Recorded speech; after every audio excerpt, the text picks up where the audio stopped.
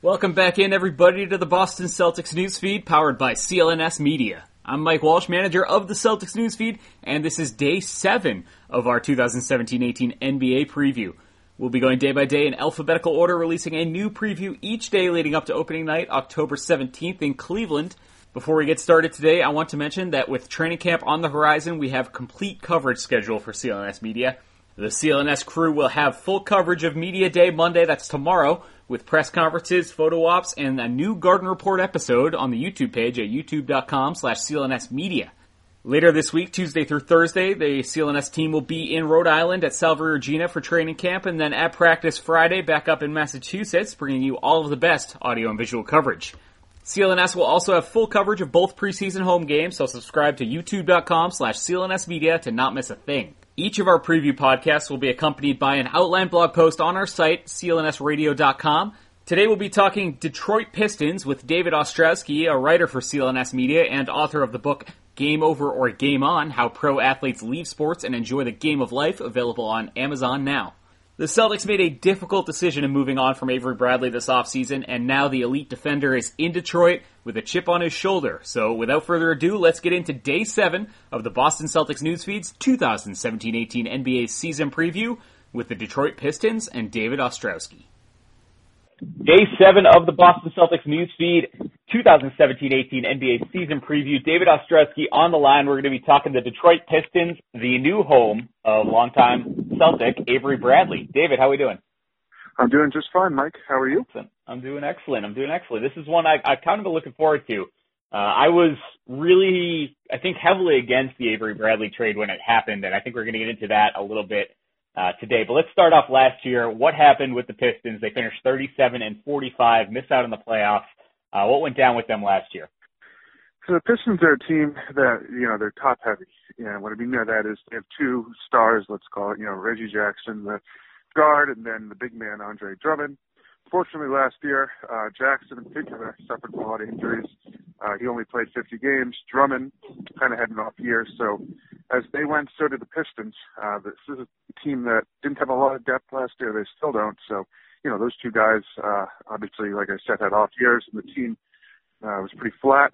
And they, finished, I think, 10th in the Eastern Conference. So if you look ahead to this season, they lose Morris. They trade him to the Celtics, but they do pick up Bradley, who was an immensely popular player in Boston for several reasons. And guy's a great defensive player. In fact, he's one of the better on-ball defenders in the league, at least in the backcourt. And he's an improved three-point shooter. And that's where Detroit struggled mightily last year from behind the arc, which, of course, in today's NBA is not a recipe for success. So, the hope is that Bradley will help this team. And I believe this team will improve, especially considering the fact that the Eastern Conference overall is weaker. Some of the big guys, you got Jimmy Butler, who was in Chicago last year. He's now in Minnesota. Paul George is in OKC, and then Paul Millsap is in Denver. So I think if Detroit's healthy and some of these teams in the East are a little weaker, there's no reason to believe this Detroit team couldn't sneak in as the 7th or 8th seed. Yeah, Bradley definitely known as, obviously, an elite defensive player, an elite perimeter defender, possibly the best in the league at what he does there. Yeah. So it's odd to think that actually the benefit of the Pistons are going to get from him is probably offensively. This is still typically a pretty strong defensive team, obviously with Drummond in the middle and a lot of athletes. But like you said, they cannot shoot. Reggie Jackson, Avery Bradley, their sort of starting lineup is still iffy. And with Bradley coming in, he does take the place of really their only shooter from last year, correct? Yeah, I mean, they had a guy named Ish Smith who came in and, kind of spelled Jackson a little bit when Jackson was on the bench. He didn't really do too much. They got a free agent, I want to say, from New Orleans, Langston Galloway.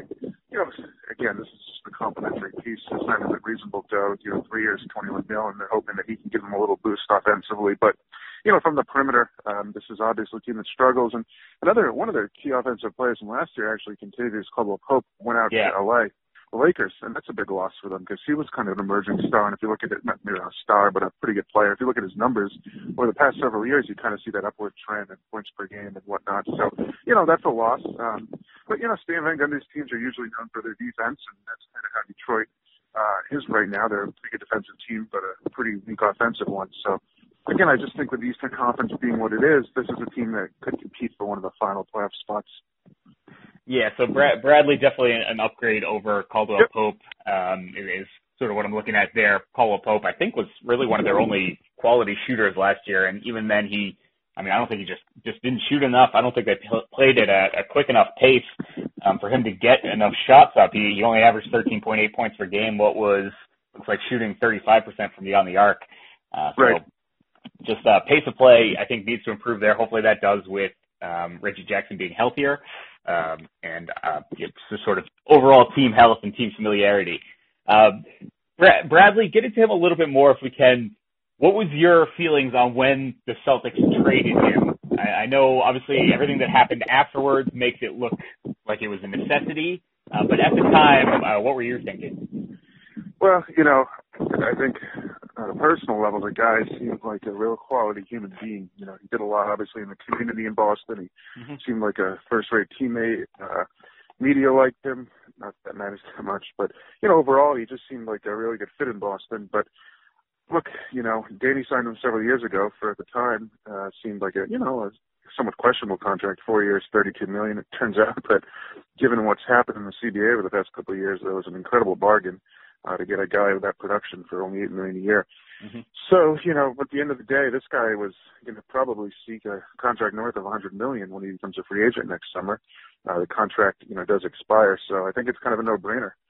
With the salary cap, what it is, they're not going to re-sign this guy after, some of the moves that they made. So, at least they get something from him. And hopefully, for the Celtics, Morris can,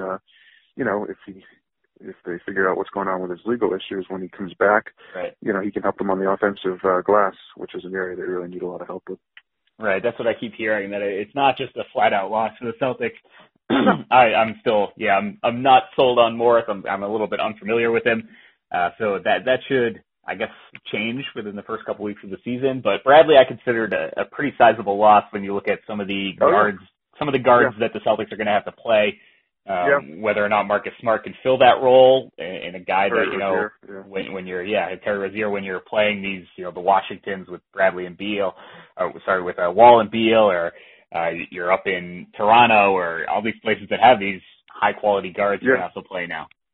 And it'll be interesting. It's just a kind of a role reversal with, we'll see what Avery is able to do against the Kyrie Irving in this situation. You mentioned at the end of your preview on CLNSradio.com, this is a potential first-round matchup. 1 versus 8, 2 versus 7, somewhere around there. The Pistons can slide into the playoffs. The Celtics maybe going to be 1 or 2, depending on what happens with Cleveland and some of the other teams, and just how quickly the quote-unquote new big three can mesh. What do you see in this matchup beyond? We can talk, I guess, Avery v. Kyrie, but beyond that, what are you seeing? Well, I think this is a team. I think Detroit took 3 out of 4 last year from Boston. Obviously, Boston's incredibly different, so that doesn't really indicate too much. But, this is a team that I believe, you said plays Boston 3 times this year, and I think they could give them some tough matchups. I think, again, they're really, really good defensively. So you'd have to think that, these games could be competitive.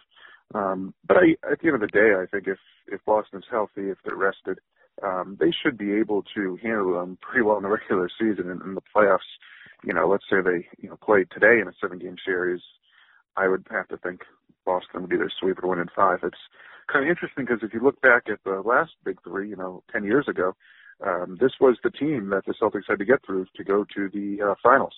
This was the marquee matchup in the Eastern Conference. These teams were pretty much neck and neck. Detroit had some of the holdovers from, the Wallaces and the that 04, I think, championship team. Right, exactly. Rip Hamilton. Obviously, the team is incredibly different now. But, there could be some decent regular season matchups. But, like I said in the post, I believe the talent gap between Boston, / Cleveland and a team like Detroit is too wide for them to be any kind of threat. Let's face it, guys, nobody likes going to a department store, having to stand there and get measured. It takes so much time out of your day, and then you got to pay through the nose for these department store prices. But now there's something better. I got to tell you a little bit about Bombfell here. Guys just want to look good, and the fall wedding season is becoming more and more popular. I just had a wedding over the weekend, had to wear a suit. I got another wedding this coming weekend, can't wear the same suit, same people going to be there. So I'm going to check out Bombfell. It's an easier way for men to get better clothes. You fill out a simple questionnaire, bam, You're matched with your own dedicated personal stylist who will pick out each piece just for you. They then email you the selections, give you 2 days, 48 hours to make any changes, or cancel the order altogether. You're in total control the whole time. Even after your clothes arrive, you get a full week to decide what you like and want to keep. You can try it all on, stand in front of the mirror for hours, who knows. And whatever you don't want, you just send right back. Check these guys out. I'm telling you, Bombfell. They are hassle-free. Sign up, tell them about yourself, your budget, your measurements, all that stuff. You can even pick and choose what you're looking for, or you just leave it to that stylist. And of course, shipping is free both ways. And if that's not enough of a financial incentive for you, if you sign up using the promo code Garden Report, you'll get $25 off your first purchase. Go to bombfell.com/garden report. That's BOMBFELL.com/garden report. Bombfell.com/garden report. Those 3 regular season matchups are Monday, November 27th in Boston, and then they play 2 in Detroit, Sunday, December 10th, and then later Friday, February 23rd, they'll be out at the, or you say they have a new stadium over there. Yeah, they moved, the Palace at Auburn Hills is no longer their That's home. what I was about to say, yeah. Little Caesars Arena, which is, supposed to be pretty nice. It's downtown. I could be mistaken, but I believe it is kind of like in that growing trend of getting all these stadiums, down in the downtown area. So I believe it's near Ford Field in Comerica, where they're trying to, obviously revitalize that area. But, you Google image it looks like a pretty nice facility for Detroit, and it's a kind of a trend, I guess, moving away from the suburbs. A lot of these stadiums are. Yeah. So, all right. So the last thing I want to touch on, if this playoff matchup does happen, and just what is your take on Andre Drummond? He's kind of polarizing, I guess, as a player. Mm-hmm. Is he the kind of guy that you would build a team around, or is he the kind of guy that you would totally sort of shy away from, given his, in a playoff series, you're going to have to hit free throws, and that's just not something he does. Yeah, it's a good question. The free throw, obviously, no one's worse in the league. He is like Will Chamberlain, you wonder if he's going to start doing it underhanded. He just cannot shoot free throws, the poor guy. But that being said, I think he's 24, 25 years old. He's got an immense talent, and, being that young, as you say, is healthy, he's got a lot of potential. So I think he's an exciting player to watch. And again, just because I think Jackson's like 29 already, so he's already kind of, around where Isaiah Thomas is. But this guy is a stud, and, I think at the age, you got to take a gamble on building a team around him. He can rebound like no one else. He's got good hands. He's got good moves down low. So, yeah, I like his, and plus there aren't that many big men, really that can do what he does. So, I believe, his skills are at a premium, and yeah, the free throw shooting is obviously a huge question mark, but just the age and the potential there, you got to like that. Yep, so David Ostrowsky, he has them 42-40. That's the Detroit Pistons. 7th in the Eastern Conference is your pick for that. He's the author of the book, Game Over or Game On, How Pro Athletes Leave Sports and Enjoy the Game of Life. And that's him on the Detroit Pistons. He'll be back later on this sort of preseason as we get into the rest of these 30 preview podcasts. So thanks, David, for joining us. We'll talk to you soon. All right, my pleasure. Sounds good. Thanks, everyone, for tuning in to Day 7 of the Boston Celtics Newsfeed's 2017-18 NBA preview. We've made it through a full week here. Again, you can get more analysis on CLNSradio.com and view any of our previous episodes at youtube.com/CLNSmedia. Follow CLNS on Twitter at CLNSmedia and myself at CLNS_Walsh. Be sure to subscribe to the Celtics Newsfeed, rate and review us on iTunes, Stitcher, and, of course, the CLNS Media Network's mobile podcast app. Tune back in tomorrow when I'll be speaking with CLNS media writer Vince Rodemer about his preview for the Houston Rockets. Until then, this is Newsfeed manager Mike Walsh signing off.